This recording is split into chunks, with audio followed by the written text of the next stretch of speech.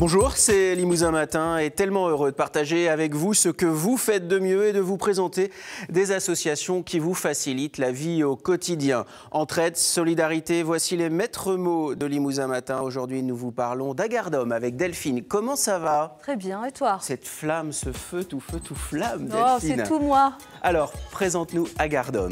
L'association a été créée en 1963. Elle vise à faciliter le maintien à domicile des personnes âgées et des personnes handicapées en milieu rural.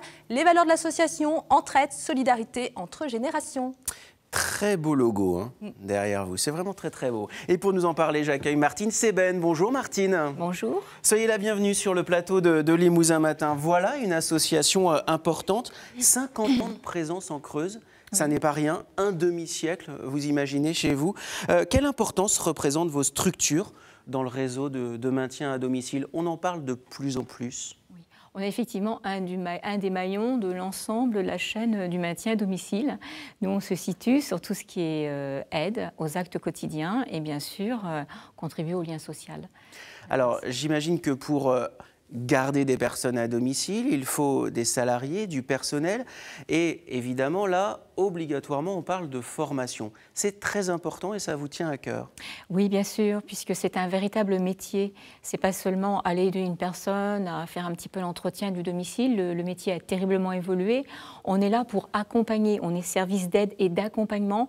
Donc accompagner, ça veut dire faire un petit bout de chemin avec et forcément un petit bout de chemin dans le cadre de la vieillesse ou de la dépendance. Donc il faut être formé. Formé aux pathologies, formé au savoir-faire, avoir les bons gestes, surtout avoir le bon réflexe, parce qu'il faut s'adapter à chaque personne à chaque instant. Est-ce que les formations actuellement en France sont suffisantes ? Oui, on a la chance d'avoir 2 diplômes de la branche déjà, l'assistante de vie et l'auxiliaire de vie, qu'on peut soit acquérir de façon basique au départ, ou nous, dans le cadre de la formation continue, on peut les faire passer. Et puis bien sûr, on a la chance d'être une entreprise, donc d'avoir un gros plan de formation dans lequel on peut positionner nos salariés. Et ces formations sont décidées aussi un petit peu à la demande des salariés et on voit ce qui manque sur leurs compétences. Delphine ? Quelles sont les solutions de financement pour s'offrir les services de l'association ? Alors, il y a plusieurs types de financement. Chez nous, en Creuse, c'est essentiellement l'APA, l'allocation personnalisée à l'autonomie, qui est financée par le Conseil général de la Creuse, qui tient beaucoup à ce maintien à domicile. Après, il y a éventuellement, pour les personnes un petit peu moins dépendantes, les caisses de retraite. Et puis, bien sûr, toute personne peut financer directement, si elle le souhaite, la prestation. Vous nous avez envoyé des photos absolument magnifiques. Elles sont superbes. J'aurais souligné le travail du photographe Oui. qui a réussi à faire des portraits absolument superbes. C'est très émouvant, mais c'est surtout très respectueux. Oui. Et pour ce genre de photos, c'était facile de tomber dans l'inverse. Oui. Comment on peut faire la différence entre prestataire et service mandataire ?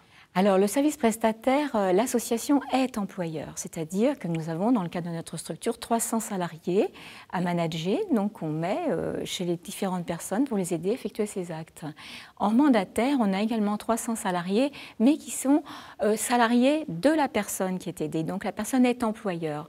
Donc nous, on est là pour aider au recrutement, au contrat de travail, à toute la vie du salarié. Vous savez, administrativement, recruter, c'est très difficile. Donc, on fait les bulletins de salaire, bien sûr, mais toutes les attestations diverses et variées que seront les besoins. Voilà. Delphine ? Quelles sont les personnes qui peuvent faire appel à vos services ? Alors, je dirais tout le monde, vous, moi, ou une personne éventuellement très handicapée, parce qu'on peut aller aider simplement des personnes actives qui ont besoin d'un petit coup de main ou pour garder les enfants ou pour faire l'entretien du domicile. Mais je reconnais que c'est très peu de nos bénéficiaires. 95% sont des personnes en perte d'autonomie, ou âgées, ou jeunes et handicapées. Est-ce que vous notez une certaine évolution dans les demandes? Il y a eu cette période où finalement on plaçait les personnes handicapées ou vieillissantes dans des instituts. J'ai le sentiment, mais peut-être est-ce très personnel, qu'on est en train de corriger ça un tout petit peu. Oui. Est-ce que je me trompe ou pas? Non, vous avez parfaitement raison. L'âge d'entrée en institution recule de plus en plus. Donc, on maintient de plus en plus longtemps au domicile. Voilà. Donc, les personnes que nous aidons ont moyennement une moyenne d'âge entre 80 et 100 ans, je dirais. Voilà.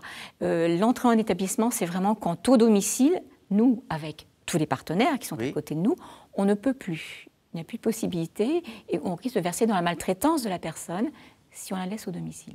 Dernière question, est-ce que vous notez une différence entre le milieu rural et le milieu urbain ou, allez, rurbain? entre urbain. Urbain. D'accord.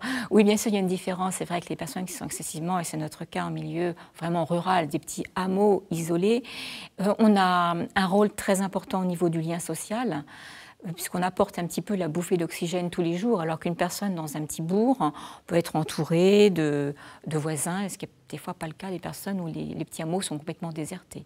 Donc notre lien social est très important à ce niveau-là. Merci beaucoup Martine Seben pour toutes ces informations. Évidemment, c'est très important. J'imagine que chez vous, vous avez entendu, écouté tout ce que vous a dit Martine. Et si vous voulez retrouver toutes les informations sur Agardom, eh bien, puisque vous êtes sur Internet, vous allez visiter notre site et notre page Facebook et vous en saurez vraiment beaucoup plus sur Agardom. Merci beaucoup, bonne journée et à très bientôt Martine. Merci.